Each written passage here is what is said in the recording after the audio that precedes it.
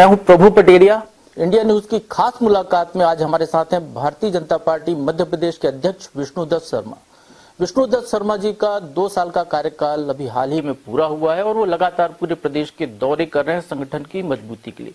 तो आइए बात करते हैं विष्णुदत्त शर्मा जी से। शर्मा जी, बहुत स्वागत है आपका इंडिया न्यूज पर। सबसे पहले तो यही जानना चाहूंगा कि 2 साल का आपका कार्यकाल पूरा हुआ, जब आप अध्यक्ष बने थे तो एक कोई चुनाव पार्टी जीती, 2 साल जिस दिन आपके पूरे हुए उस दिन फिर आपका एक नगर पालिका का चुनाव जीती। पार्टी ने इसको इस तरीके से सेलिब्रेट कर रही है कि आप पार्टी के लिए शुभंकर साबित हुए, तो ये क्या मिरेकल है, क्या है ये? प्रभु जी, भारतीय जनता पार्टी एक कैडर बेस्ड ऑर्गेनाइजेशन है और यहाँ जो कुछ भी होता है वो सामूहिक नेतृत्व के आधार पर, टीम स्पिरिट पर होता है। इसलिए जो भी सफलताएं हैं वो सफलताएं भारतीय जनता पार्टी की एक जो टीम है उस सारी टीम को ये श्रेय जाता है, चाहे कोई चुनाव हो चाहे कोई अभियान हो। इसलिए इंडिविजुअली, अब चूंकि मैं अध्यक्ष हूं, अध्यक्ष होने के नाते से सहज रूप से आपको श्रेय, एक आप संगठन के अध्यक्ष हैं इसलिए मिलता ही है। लेकिन मैं ऐसा मानता हूं कि ये जो भी सफलताएं या अभियानों की सफलताएं भारतीय जनता पार्टी के कार्यकर्ताओं की टीम स्पिरिट है, टीम भावना के साथ काम करने वाले कार्यकर्ता हैं, तो पूरा श्रेय अगर किसी को जाता है तो हमारी पूरी टीम को जाता है, जिसमें माननीय मुख्यमंत्री जी से लेकर भारतीय जनता पार्टी का हमारा जो नेतृत्व है, ये सब मिलकर के एक टीम बनती है, उसके आधार पर हम आगे बढ़ते हैं। लेकिन ये भी तो एक हुआ इस दौर में कि आपके अध्यक्ष बनने के बाद पार्टी सत्ता में वापस आ गई, जिस सत्ता को गंवा चुकी थी। यही मैं फिर कहना चाहूंगा कि ये तो एक संयोग है कि मैं अध्यक्ष बना और उसके बाद एक परिवर्तन मध्य प्रदेश के अंदर हुआ, भारतीय जनता पार्टी के नेतृत्व में सरकार बनी। लेकिन इसके पीछे कई प्रकार की ऐसी चीजें हैं कि मध्य प्रदेश के अंदर जो घटित हुआ कि 15 महीने के अंदर एक दुरावस्था का दौर आया जी। और कमलनाथ जी के नेतृत्व में सरकार दिग्विजय सिंह के इशारे पर चल रही थी। हर गरीब के हक और अधिकार को छीना जा रहा था। भ्रष्टाचार में आकंठ सरकार डूब गई थी। तो मध्य प्रदेश की जरूरत थी और मध्य प्रदेश की जरूरत के मुताबिक वहां कुछ ऐसे मित्र थे जिनको लग रहा था कि ये मध्य प्रदेश इनके नेतृत्व में डूब जाएगा। तब उन्होंने निर्णय किया कि मध्य प्रदेश के अंदर मध्य प्रदेश को बचाने के लिए सरकार जानी चाहिए। तो भारतीय जनता पार्टी का संगठन नेचुरली, जो दुनिया का सबसे बड़ा राजनीतिक दल है, जिम्मेदार राजनीतिक दल है, उसको लगा कि मध्य प्रदेश को बचाने के लिए हमें सरकार बनानी चाहिए। तो हमारे केंद्रीय नेतृत्व ने, सबने मिलकर के तय किया कि ऐसे समय में हमें निर्णय करो, और निर्णय किया और सरकार बनी। यही से जुड़ा सवाल अगला फिर से है मेरा इसी विषय पर कि भले संगठन की पूरी मेहनत है, लेकिन ये क्या कारण है कि वी.डी. शर्मा के नेतृत्व का ये करिश्मा है कि पार्टी लंबे समय बाद पृथ्वीपुर दूसरी बार जीतने में कामयाब रही, जिसको कि पहले कभी जीत नहीं पाए। जोबट आप लंबे समय बाद चुनाव जीते, तो इस तरीके का क्या टीम स्पिरिट, आपके जो नेता हैं या कार्यकर्ता हैं, उनको बूस्टअप करने के लिए इसके पहले के अध्यक्षों ने इतनी मेहनत नहीं की थी जो आप कर रहे हैं? नहीं, मैं ऐसा नहीं मानता। अध्यक्ष तो हमेशा से मेहनत करते हैं और भारतीय जनता पार्टी में हर कार्यकर्ता ही मेहनत करता है। लेकिन एक समय के अनुकूल जो जरूरत होती है, पृथ्वीपुर के अंदर या जोबट के अंदर या 28 विधानसभाओं के उपचुनाव थे, तब भारतीय जनता पार्टी के कार्यकर्ताओं ने आज के नेतृत्व में मिलकर के जो चीजें तय की, और मुझे लगता है जमीन पर हम उनको उतारने में सफल हुए। और सफल हुए उसका परिणाम ये हुआ कि गरीब कल्याण की योजनाएं, केंद्र की सरकार की, राज्य सरकार की योजनाओं को हम ज्यादा से ज्यादा लोगों तक इस चुनाव के दौरान भी लोगों को कन्वे कर पाए। और इसका परिणाम यह था कि अगर पृथ्वीपुर का विकास, जो एक अपराधीकरण के दौर में था, आज उसको विकास की ओर ले जाना है, तो मुझे लगता है ये बात हम कन्वे करने में सफल हुए और जनता ने भारतीय जनता पार्टी के प्रत्याशी को बहुमत देकर के जिताया। इसी प्रकार से जनजातीय क्षेत्र के अंदर भी जो काम माननीय प्रधानमंत्री के नेतृत्व में हुआ है, माननीय मुख्यमंत्री जी ने जो मध्य प्रदेश के अंदर, आपने देखा होगा कि किस प्रकार से शंकर शाह रघुनाथ शाह के बलिदान दिवस के अवसर पर जो हमने शुरुआत की, कई प्रकार की योजनाएं उन जनजातीय क्षेत्र के विकास के लिए की। उन मुद्दों पर जनजातीय क्षेत्र की जनता ने भाजपा को समर्थन दिया। तो इसलिए उन नीतियों पर, भारतीय जनता पार्टी के उन कामों पर और उस नेतृत्व पर जो जनता को विश्वास है, उनको कन्वे करने में जो सफल होते हैं जनता, उसका मुझे लगता है कि जो विश्वास हमने जीता, इसके आधार पर हमें इन चुनावों में जीत मिली। भारतीय जनता पार्टी विश्व का सबसे बड़ा संगठन अपने आप को कहती है, बहुत सारे आपके कार्यकर्ता हैं और उनको आप लगातार 5 साल एकजुट रखते हैं। फिर ऐसी क्या जरूरत पड़ी आपको कि अभी बूथ विस्तारीकरण जैसी योजना लेकर आए? पूरे प्रदेश में खुद अध्यक्ष को दौरे करने पड़ रहे हैं, आपने मुख्यमंत्री को भी बूथ पर भेज दिया। प्रभु जी, ये वास्तव में भारतीय जनता पार्टी का मूल है। ठाकरे जी जैसे व्यक्तित्व जिन्होंने पूरा जीवन लगा दिया अपने संगठन को खड़ा करने में, राजमाता सिंधिया होंगी, कैलाश जोशी, सुंदरलाल पटवा, ऐसे कई लोग हैं। एक बड़ी श्रृंखला है जिनके अथक मेहनत का परिणाम है कि आज भारतीय जनता पार्टी मध्य प्रदेश के अंदर एक इतना बड़ा ऑर्गेनाइजेशन है। देश के अंदर हम दुनिया के सबसे बड़े राजनीतिक दल हैं। तो ये ऐसे ही नहीं हुआ। तो इन लोगों ने जो मेहनत की, आज उनका 100 वर्ष पूरा हो रहा है, तो हमारी जिम्मेदारी बनती है कि अपने संगठन का कार्य का विस्तार, काम का सुदृढ़ीकरण, जो हमने संगठन पर्व का वर्ष कहा, और उसमें हम जो कैडर बेस्ड ऑर्गेनाइजेशन है, बूथ हमारा सबसे छोटी इकाई है। और हमेशा ये कहा जाता है कि अमित शाह को भी चाणक्य माना जाता है राजनीति का, तो वो ही कहते हैं कि बूथ को मजबूत बनाना यही हमारा सबसे बड़ा टारगेट है। और प्रत्येक बूथ पर 51% वोट शेयर आए, ये हमारा आगामी टारगेट है। चुनाव तो जीतना ही है, हर बूथ पर 51% वोट शेयर लाना, ये सामान्य बात नहीं है। तो इस संकल्प को पूरा करना है, बूथ को मजबूत बनाना है। 100% का लक्ष्य क्यों नहीं रखते आप? 100% का लक्ष्य भी होता है। ये लोकतंत्र है। लोकतंत्र में, राजनीति में, देश के अंदर ये नहीं कहा जा सकता कि सब कुछ हमारे पास ही होगा, लेकिन एक टारगेट है कि हम 51% से ऊपर बढ़े। हमको कहीं 90% वोट मिलता है, कहीं 100% भी मिलता है, लेकिन मिनिमम हम लोकतांत्रिक राजनीति में आज ये जरूरत है कि 50% से ज्यादा वोट आपको मिलता है, यानी जनता ने आपको चुन करके भेजा है, एक आदर्श तौर पर माना जाता है। इसलिए वोट शेयर इतना बढ़े, उसके लिए बूथ के सशक्तिकरण का अभियान ठाकरे जी के जन्म शताब्दी वर्ष पर, कि प्रत्येक बूथ का वेरिफिकेशन। और आज के तकनीक के युग में जो तकनीक बड़ा वेपन है, जो सोशल मीडिया बड़ा वेपन है आज सोसाइटी का, उसमें हर बूथ को डिजिटल बनाने का हमारा अभियान एक व्यापक और बहुआयामी अभियान था। मुझे गर्व है मध्य प्रदेश के भारतीय जनता पार्टी के कार्यकर्ताओं पर, सबने मिलकर इस अभियान को यशस्वी अभियान बनाया। तो आपका जो यशस्वी अभियान है, इसे प्रेरणा लेकर कांग्रेस भी अब डिजिटल सदस्यता अभियान शुरू कर रही है।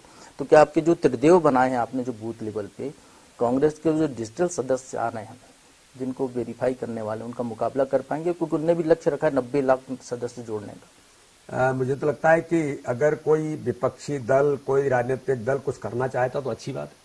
हम तो सकारात्मक राजनीति करते हैं, हम किसी को देख करके नहीं करते। हमारी अपनी एक योजना है, भारतीय जनता पार्टी की एक पद्धति है। भारतीय जनता पार्टी दुनिया का सबसे बड़ा राजनीतिक दल है और हम एक परिवार भाव से काम करते हैं, कोई व्यक्तियों पर आधारित नहीं है, किन्हीं परिवारों तक सीमित नहीं है, एक परिवार भाव से काम करते हैं। तो भारतीय जनता पार्टी तो लगातार सतत प्रक्रिया का काम करने वाला ऑर्गेनाइजेशन है। इसलिए ये अपने बूथों को मजबूत करना, डिजिटल बनाना, ये आज से नहीं। अमित शाह जी अध्यक्ष बने थे तो कार्यालय हमारे बने और कार्यालय आधुनिकीकरण के तौर पर जाएं। कोरोना के संकट में माननीय प्रधानमंत्री ने, माननीय राष्ट्रीय अध्यक्ष जी ने वर्चुअली ऑर्गेनाइजेशन को बैठने नहीं दिया, वर्चुअली काम किया। हम निकल नहीं सकते कि जनता के बीच जाना है तो वर्चुअली काम करेंगे। तो ये एक नई तकनीक में हम आज से नहीं, हम तो लगातार समयानुकूल परिवर्तन में अपने आप को अपडेट करना, ये हमेशा से पद्धति रही है और भारतीय जनता पार्टी काम करती रही है। कांग्रेस करती है तो बहुत अच्छा है। हम तो अपनी लाइन बढ़ा रहे हैं, हम किसी की लाइन कम करने वाले नहीं है। वो करें तो बहुत अच्छा है। 2 साल के आपके कार्यकाल में क्या उपलब्धियां रही, क्या आप उससे संतुष्ट हैं? और इसी से जुड़ा मेरा अगला सवाल ये है कि जो चुनावी वर्ष में भारतीय जनता पार्टी है, तो ऐसा कोई काम जो आपको ऐसा लगा हो जो नहीं कर पाए, जो इस साल में आप कर लें? देखिए, मैं ऐसा मानता हूं कि जहां तक संतुष्ट होने का सवाल है कि काम और मेहनत, ये हमारा संकल्प है कि हम काम करते जाएं। चरैवेदी का हमारा मंत्र है, तो उसमें हम प्रयास करते हैं। संतुष्ट तो कभी नहीं हुआ जाता, जितना ज्यादा से ज्यादा काम करें उसकी और जरूरत है। और संगठन के काम के विस्तार में, काम के सुदृढ़ीकरण में, ये जो अभियान हमने लिया है कि संगठन के कार्य के विस्तार में बूथ विस्तारक योजना के माध्यम से बूथ का वेरिफिकेशन और डिजिटलाइजेशन के साथ हमने समर्पण निधि, जो ठाकरे जी का एक संकल्प था, पूरे देश में 11 करोड़ पिछले साल आपकी समर्पण निधि आई। अब इस बार आपने लक्ष्य 150 करोड़ का रख दिया। लक्ष्य नहीं है पैसों का, और ये कोई टारगेट नहीं होते। हमारा टारगेट है कि हर कार्यकर्ता समर्पण करे और इस दिशा में वो 100 रुपए भी करेगा, जो जिसकी क्षमता उसके अनुसार करेगा, लेकिन विचार के लिए और अपने संगठन के लिए वो समर्पण करे, ये हमारा टारगेट है। इसलिए कोई इतने बड़े लक्ष्य में कोई हमने राशि तय की, ऐसा नहीं है। हम अधिकतम लोगों तक जाएं, समाज के सहयोगी तक जाएं, अपने विचार के प्रति 150 करोड़ का शब्द दिया है। नहीं, ऐसा नहीं है, टारगेट नहीं, ऐसा बिल्कुल नहीं है कि हमने कोई इतना लक्ष्य लिया है। हमारा लक्ष्य है कि अधिकतम कार्यकर्ता प्रत्येक बूथ पर, जो 65,000 बूथ हैं, जिनमें से 90% बूथ डिजिटल हो गए, उन बूथों पर भी हम समर्पण का अभियान चला रहे हैं। कल मैं पन्ना के अंदर था, रामपुर गांव में 5 बूथों के कार्यकर्ता रात को 9 बजे 100 रुपए का समर्पण कर रहे थे। तो ये हमारा अभियान है और मैं ऐसा मानता हूं कि ये समर्पण के भाव से ही संगठन चलता है। संगठन को चलाने के लिए, आत्मनिर्भर बनाने के लिए, स्वावलंबी संगठन बने, इसके लिए इसकी भी जरूरत है। हमारे केरल जैसा राज्य जहां पर एक पार्षद नहीं, एक विधायक नहीं, एक सांसद नहीं, प्रभु जी मैं आपको बताना चाहता हूं कि अपने संगठन को चलाने के लिए दिन भर संघर्ष करते हैं। वहां कम्युनिस्टों का शासन है, गुंडेजिम का शासन है, लेकिन उसके बावजूद वहां का केरल का कार्यकर्ता, छोटा सा राज्य है, निकलते हैं बूथों पर तो 35 करोड़ रुपए वहां का कार्यकर्ता आजीवन सर्वनिधि इकट्ठी करता है। कैसे करता है? अपने संगठन के विचार के लिए प्रतिबद्ध कार्यकर्ता करते हैं।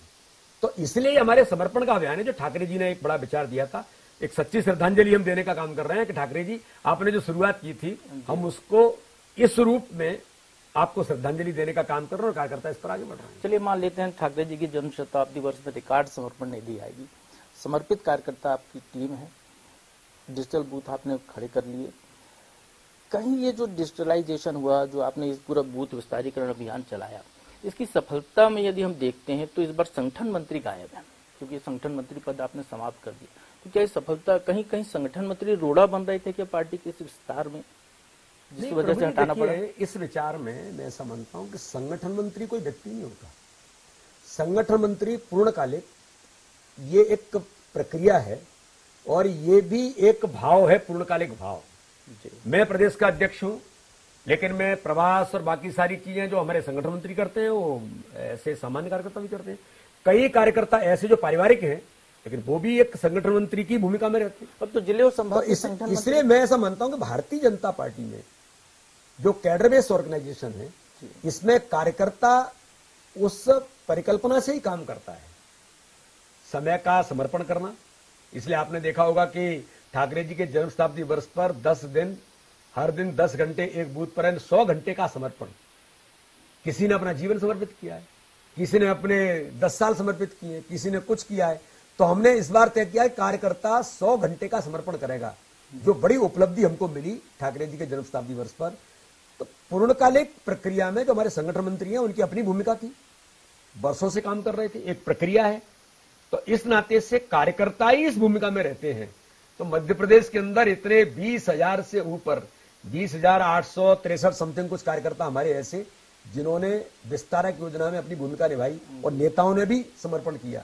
तो इससे बड़ी और क्या बात हो सकती है? तो इसलिए मैं ऐसा मानता हूं कि ये विचार है, जिस विचार को लेकर के पूर्णकालिक भाव के साथ संगठन के कार्यकर्ता संगठन के लिए काम करते हैं और उसी भाव के साथ अपने अर्थ का समर्पण भी लोग कर रहे हैं। तो ये मान लें कि संगठन मंत्री की जो व्यवस्था थी जिले या संभाग स्तर पे, अब दोबारा नहीं होगी? नहीं, ऐसा नहीं होता है। ये तो प्रक्रिया है, कब कहां कौन किस जिम्मेदारियों में क्या होना है नहीं होना, ये तो संगठन अपने व्यवस्था के अनुरूप तय करता है। जब जिस व्यवस्था की जरूरत होती है उसके अनुसार व्यवस्था खड़ी होती है। एक बयान आया था आपका कल जबलपुर थे शायद आप, कि देश संविधान के हिसाब से चलेगा, शरीयत के हिसाब से नहीं चलेगा। गृह मंत्री नरोत्तम मिश्रा ने कहा कि मध्य प्रदेश में हिजाब को लेकर कोई सरकार कोई नियम नहीं बना रही है, ना ऐसा कोई नियम है। फिर जो भोपाल की सांसद हैं, पार्टी लाइन से परे जाकर ऐसा बयान क्यों देती हैं, जैसा कल उन्होंने हिजाब को लेकर बयान दिया? देखिए, इस दिशा में मैं ऐसा मानता हूं कि हिजाब को लेकर के सबसे पहले तो मेरा ऐसा कहना है कि ये मामला अंडर सब जुडिस है। कर्नाटक हाईकोर्ट के अंदर माननीय सर्वोच्च न्यायालय का, और न्यायालय ने जब इसके बारे में कोई संज्ञान लिया है तो हमें किसी को भी इस पर बोलने का कोई अधिकार नहीं। जब न्यायालय ने कहा है कि समय आने पर हम इसके बारे में तय करेंगे, और अभी इस पर किसी ने ज्यादा कुछ बात नहीं करनी चाहिए, क्योंकि समाज में इस प्रकार के जो लोग हैं, ओवैसी टाइप के जो लोग, जो समाज में इनके पास कोई मुद्दे नहीं है, इनके पास कोई चीजें ऐसी नहीं है, लेकिन ये समाज का वातावरण बिगाड़ने का जो प्रयास करते हैं, ऐसे लोगों के बारे में मैंने कहा कि ये देश संविधान से चलेगा, ये देश कानून से चलेगा, कोई शरीयत के कानून से देश नहीं चलेगा। इसलिए किसने कहा कैंपस के अंदर कौन कैसे आएगा? कभी किसी ने नहीं कहा, न कभी ऐसे कोई कानून बने जी। लेकिन इस प्रकार के लोग ये जो प्लानिंग करके इस प्रकार की चीजें लाते हैं, ये दुर्भाग्यजनक है। ऐसे लोगों को जवाब मध्य प्रदेश जैसे राज्य में तो कभी ऐसी चीजें न हुई, न कोई होने देते। फिर आपकी साध्वी का बयान क्यों आता है? क्या ट्रैप हो रही है? वैसे उन्होंने क्या बयान दिया मुझे बहुत ध्यान में नहीं है जी। और मुझे लगता है कि उन्होंने जो कुछ कहा होगा, क्यों कहा है और कैसे कहा है, ये एक बार जब मैं देखूंगा तभी इस पर मैं कुछ कह सकता हूँ। उमा भारती जी ने आपको कहा संत प्रवृत्ति के, मुख्यमंत्री जी को कहा संत प्रवृत्ति के हैं, साथ ही उन्होंने कहा कि मैं चाहती हूँ शराबबंदी हो, इसको लेकर लगातार बात कर रहे हैं। साध्वी प्रज्ञा ठाकुर ने भी उस बात को कहा शराबबंदी होनी चाहिए, दिग्विजय सिंह भी उस बात को कह रहे हैं।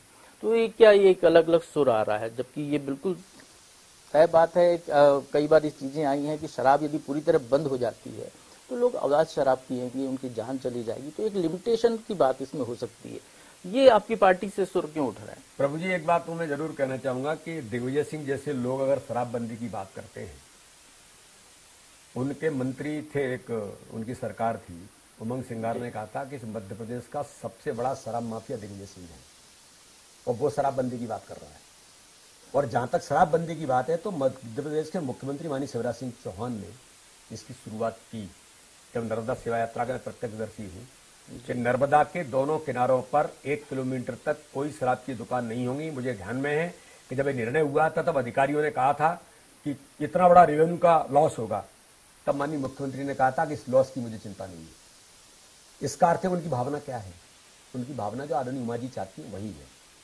लेकिन ऐसी प्रवृत्तियों को कानून से नहीं रोका जा सकता। ऐसी प्रवृत्तियों के लिए समाज में जागरण की जरूरत है। आपने देखा होगा कई राज्यों में, कई क्षेत्रों के अंदर समाज के कई ऐसे प्रबुद्ध लोगों ने, समाजों ने निर्णय किए कि शराब ये हमारे लिए घातक है, जीवन के लिए हानिकारक है, इसलिए इसको शराबबंदी को लेकर के, शराब के इसको सेवन को लेकर के लोगों ने कई प्रकार की चीजें की और समाजों में परिवर्तन हुए। सामाजिक कुरीतियों को सामाजिक अभियान से रोका जा सकता है, लेकिन कानून बनाने से नहीं रोका जा सकता। जो आपने ठीक कहा, कानून आप बनाएंगे तो प्रेशराइज होकर के चीजें नहीं रोकी जा सकती, लोग किसी न किसी रास्ते से करेंगे। लेकिन आज मध्य प्रदेश के अंदर आदरणीय उमा भारती जी ने जिस प्रकार से उनकी जो भावनाएं हैं, मैं ऐसा मानता हूं उनकी भावनाओं के अनुरूप शराब के बारे में जो चीजें होनी चाहिए, समाज में सामाजिक एक वातावरण बने, समाज में इसको लेकर के अवेयरनेस आए, ये इस बात की जरूरत है। उसके लिए सभी पक्षधर। आपको इतने दौरे करने की जरूरत क्या है जब पूरा वर्चुअली लोग जुड़ जाते हैं, डिजिटली आपने पार्टी को खड़ा कर लिया है। आपने पहले लगातार दौरे किए और फिर आपके दौरे हो रहे हैं समर्पण निधि अभियान में, तो पूरे प्रदेश में वीडी शर्मा को पहुंचने से क्या फीडबैक आता है? पार्टी के लिए फायदेमंद है या सरकार से जुड़ा हुआ कुछ फीडबैक आ रहा है जिसको आप सुधार कार्य में यूज करें? नहीं प्रभु जी, एक संगठन की पद्धति है और हमारी प्रक्रिया में प्रवास एक महत्वपूर्ण माध्यम है। संगठन के काम का विस्तार और काम का सुदृढ़ीकरण केवल वर्चुअली से सब नहीं हो सकता। वर्चुअली तो जब कुछ नहीं है और कोई कठिन परिस्थिति बनी है उसके लिए था, लेकिन हम प्रत्यक्ष तौर पर जब जाते हैं, कार्यकर्ता से मिलते हैं, उसके परिवार में जाते हैं, जब कार्यकर्ताओं से मिलते हैं उसकी भावनाओं से अवगत होते हैं और संगठन के काम के लिए जो जरूरत है, क्योंकि भारतीय जनता पार्टी एक पारिवारिक संगठन है और इसलिए पारिवारिक संगठन होने के नाते से परिवार भाव के साथ काम करता है। तो हम जब जाते हैं, एक दूसरे से मिलते हैं, तो उसका एक अलग आनंद है। मैं तो बूथों पर गया हूं, मेरी तो ताकत इतनी बड़ी है, मेरे अंदर इतनी एनर्जी का संचार हुआ है जो बूथों पर कार्यकर्ताओं का उत्साह देखा है कि डिजिटल बूथ बनाने के लिए कार्यकर्ता जो हमने संकल्प लिया, कार्यकर्ता को टारगेट मिला के डिजिटल बनाना है। अगर नेटवर्क नहीं है तो पहाड़ों पर जाकर के चढ़ के वो नेटवर्क लेकर के वहां जाकर के डिजिटल बूथ बनाने के लिए फोटो खींच रहा है, वो टंकी पर चढ़ रहा है, वो सीढ़ी लगा करके छत पर चढ़ रहा है। ये भारतीय जनता पार्टी है। तो ये कार्यकर्ता जिसको भारतीय जनता पार्टी में कहा जाता है कि वो देव दुर्लभ कार्यकर्ता है, तो मैं ऐसा मानता हूं कि जब हम जाते हैं, मैं रात को 12:30 बजे 1 बजे निकल रहा हूं तो बूथ की बैठक कर रहे हैं। बोले दिन में, कहा इतने बजे तक क्यों बैठे हो? बोले अभी दिन में लोग काम पे निकले, तो हमने कहा कि रात में बैठेंगे, आप भी निकल रहे हैं तो आपसे मिलना भी होगा। ये भारतीय जनता पार्टी और इसका तोड़, इसका मुकाबला चाहे कोई कुछ भी करे, चाहे डिजिटल सदस्यता करें, चाहे कुछ करें, वो नहीं कर सकते। भारतीय जनता पार्टी है जो आज से नहीं कई वर्षों से तपस्या के आधार पर खड़ी की हुई है, बलिदान के आधार पर खड़ा किया हुआ दल है और देश के लिए काम करने वाला दल है। 24 घंटे 365 दिन भारत के प्रधानमंत्री जो एक दिन छुट्टी नहीं लेते, ये उस नेतृत्व का दल है, इसलिए इसका मुकाबला नहीं किया जा सकता। कांग्रेस तैयारी कर रही है अगले चुनाव को लेकर, सरकार पर लगातार सवाल उठा रही है और एक ओबीसी आरक्षण का मुद्दा भी जिसको लेकर कमलनाथ जी बार बार बोलते रहते हैं।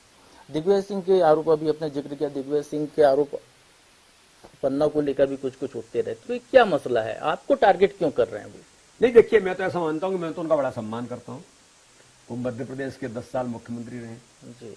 ऐसे व्यक्ति का सहज रूप से मैं सम्मान करता हूं, लेकिन वो जिस प्रकार की भाषा और जिस प्रकार के आरोप प्रत्यारोप करते हैं, मैंने तो उनको चैलेंज भी किया था। और एक बार जब मैं विद्यार्थी परिषद, मेरे बड़े पुराने मित्र हैं वो, मैं विद्यार्थी परिषद में था, बड़े आंदोलन प्रदर्शन किया करते थे आप कि मैं व्यापम का सबसे बड़ा हीरो हूं। आपको पता है व्यापम क्या हुआ, कैसे हुआ, कौन लोग थे, उनका क्या हुआ। मैंने अभी कोर्ट के अंदर मान्यानी का दावा तब से कर रखा है, उनको अभी जाना है कोर्ट के अंदर जवाब देने के लिए। तो वो तो दिग्विजय सिंह तो ऐसे हैं। इसलिए इस दिशा में मुझे लगता है कि ऐसे जो लोग हैं वो लगातार इस प्रकार की चीजें करते रहते हैं। और जहां तक चुनाव की तैयारी का प्रश्न है उनके और कमलनाथ जी का और ये सब, कांग्रेस इस देश के अंदर अपना अस्तित्व खो रही है। आप पूरे देश के अंदर देखिए, कांग्रेस अस्तित्व की लड़ाई लड़ रही है। उनके नेता अप्रासंगिक हो गए। दिग्विजय सिंह जी खुद कहते हैं कि मैं जाता हूं तो वोट कटते हैं। जब ऐसे लोग नेतृत्व करेंगे तो कांग्रेस कहां बचेगी। तो इसलिए मैं ऐसा मानता हूं, हम तो चाहते हैं कि विपक्ष और ताकतवर बने। आनंद आता है जरा आमने सामने जब होता है तब। हम कोई कमजोर लोग थोड़ी हैं, हम तो इस दिशा में मैदान में उतर के काम करते हैं। तो इसलिए ऐसे जो लोग हैं वो अप्रासंगिक हो चुके हैं और इनके बारे में कुछ कहना, उनके आरोपों की चिंता करना, मुझे लगता है कि सर्टिफिकेट हमको समाज देता है। मेरा संगठन मुझे सर्टिफिकेट देगा, दिग्विजय सिंह जी मुझे सर्टिफिकेट नहीं देगा। एक मसला और पार्टी का आया कि मुरलीधर राव जी ने कहा था कि सभी जो भी नियुक्तियां हैं तत्काल कर दी जाए। 2-3 महीने से ज्यादा समय हो गया इसको लेकर। ग्वालियर अंचल के कुछ जिले हैं जहां पर शायद जिला कमेटियां अभी तक नहीं बनी, तो व्यवधान कहां से दिया जी की तरफ से या तो कोई व्यवधान नहीं है। कभी कभी ऐसा होता है तो कोरोना के संकट के कारण से थोड़ा सा डिले हुए थे जी। कुछ जगह पर 1-2 जगह पर ऐसी चीजें कभी होती हैं, तो हमारे यहाँ पद्धति है, उस पद्धति में जो शेष बचा काम है उसको भी जल्दी पूरा करेंगे। एक आपके साथ पूरी युवा टीम आई भाजपा में, और बहुत सारे ऐसे लोग हैं जो उम्र दराज न होने के बावजूद मार्गदर्शक मंडल में अपने आप को महसूस कर रहे हैं। तो ऐसे लोगों का पार्टी में जिनने लंबा समय योगदान दिया पार्टी को, कहीं इनका उपयोग करने के बारे में कोई आपकी योजना है या मार्गदर्शक मंडल की ओर ही उनको आगे बढ़ना? नहीं, सबसे पहले तो मैं ये कहूंगा कि ऐसा नहीं है। आज के नेतृत्व में सभी कार्यकर्ता जो काम करें, नए नौजवान तो आते ही है और सब लोग लेकर के आते हैं। ये प्रक्रिया है हमारी नहीं, हर संगठन की प्रक्रिया होती है। और भारतीय जनता पार्टी में इस प्रकार के लोगों को अवसर मिले, ये प्रयास उनने भी किया है, सबने मिलकर के किया है। कोई एक ऐसा नहीं होता कि मैं अध्यक्ष बन गया इसलिए ऐसा हो रहा है, ये हमेशा से रहा है। हमको भी जिन्हें लाने की प्रक्रिया में प्रयास किया होगा। तो इसलिए उन सबको सम्मान के साथ जहां जिसकी भूमिका है वो लगातार उस भूमिका में है। आज भी जहां जिम्मेदारियों पर आने चाहिए जिम्मेदारियों पर भी आ रहे हैं। और जो बहुत वरिष्ठ हैं, जो आज के समय में उनको लगता है कि भाई अब हम प्रत्यक्ष तौर पर अपने काम की भूमिका में नहीं आना चाहते, हम उनके स्वागत से लेकर के सम्मान के साथ उनका स्नेह और आशीर्वाद हम सबको मिलता रहे। जिनको माननीय प्रधानमंत्री ने कमल पुष्प पकाया, उन वरिष्ठों की बात कर रहा हूं मैं, तो उनका भी सम्मान करने का भारतीय जनता पार्टी काम कर रही है। हर कार्यकर्ता के लिए काम, हर काम के लिए कार्यकर्ता ही तो हमारी पद्धति है। इसलिए कोई वंचित नहीं रह सकता। सभी को कुछ न कुछ अपनी भूमिकाएं जो है उस भूमिका के अनुरूप लोग काम कर रहे हैं। और जो पुष्प बनने के पहले कली की भूमिका में है, अधखिली कली, उनका क्या? वो भी काम कर रहे हैं। आज उन्हीं के साथ तो हम उन्हीं के नेतृत्व में तो काम कर रहे हैं। हर जिले में, हर जगह पर, मैं तो बूथों पर देख के आया हूं, बूथों पर इस प्रकार के कार्यकर्ता काम कर रहे हैं उन्हीं के नेतृत्व। और वही प्रयास कर रहे हैं कि नई जनरेशन के लोग भी आए और जुड़े। तो उन्हीं के स्नेह और आशीर्वाद से संगठन आगे बढ़ रहा है। 5 राज्यों के चुनाव में क्या संभावनाएं आपको दिखाई देती हैं? वहां क्या स्थिति बनती हुई दिखाई दे रही है? प्रभु जी, मैं ऐसा मानता हूं कि भारत के अंदर माननीय प्रधानमंत्री नरेंद्र मोदी जी के नेतृत्व में जिस प्रकार के जनता का अथाह विश्वास है, जो गरीबों का जीवन बदला है, देश का मान और सम्मान दुनिया के अंदर जो बढ़ा है, तो आज प्रधानमंत्री मोदी जी के प्रति जो विश्वास जागृत हुआ है और उत्तर प्रदेश जैसे राज्य में योगी जी के नेतृत्व में जो भय मुक्त उत्तर प्रदेश बना है, अब वहां गुंडेजम नहीं चलेगा, गुंडे बाहर नहीं रहेंगे, जेल के अंदर हैं। तो एक हर आदमी को स्वतंत्र तौर पर जीने का अधिकार मिला है, उसको अपने जीवन में स्वच्छंदता मिली है। ये भारतीय जनता पार्टी की योगी सरकार का परिणाम है।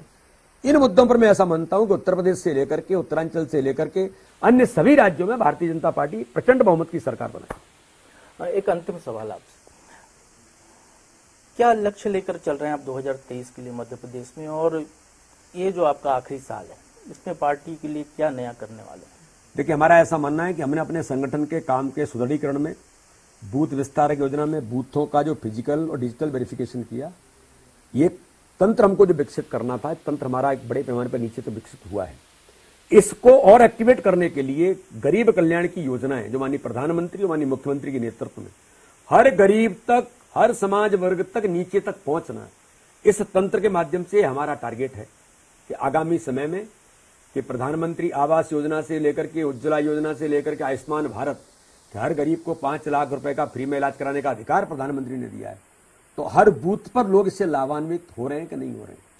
तो गरीब कल्याण की योजनाओं को जमीन पर उतारना, यही हमारा सबसे बड़ा लक्ष्य है। और आगामी समय में मैं पूर्ण विश्वास के साथ कहता हूं, जो गरीब कल्याण की योजना माननीय प्रधानमंत्री मुख्यमंत्री के नेतृत्व में है, ये जो गरीबों का जीवन बदल रही है, यही भारतीय जनता पार्टी की ताकत है। बहुत बहुत धन्यवाद वीडी शर्मा जी हमसे बात करने के लिए। तो ये थे वीडी शर्मा जी, जिनका कहना है कि केंद्र और राज्य सरकार की जो गरीब कल्याण की योजनाएं हैं उनको धरातल तक पहुंचाने के काम में उनके नेतृत्व में उनकी पार्टी पूरी तरह सक्रिय रहेगी और यही अगले चुनाव में भारतीय जनता पार्टी की जीत का आधार बनेगा। खास मुलाकात में आज बस इतना ही। अगले हफ्ते हम फिर मिलेंगे किसी और हस्ती के साथ। तब तक के लिए मुझे दीजिए इजाजत। नमस्कार।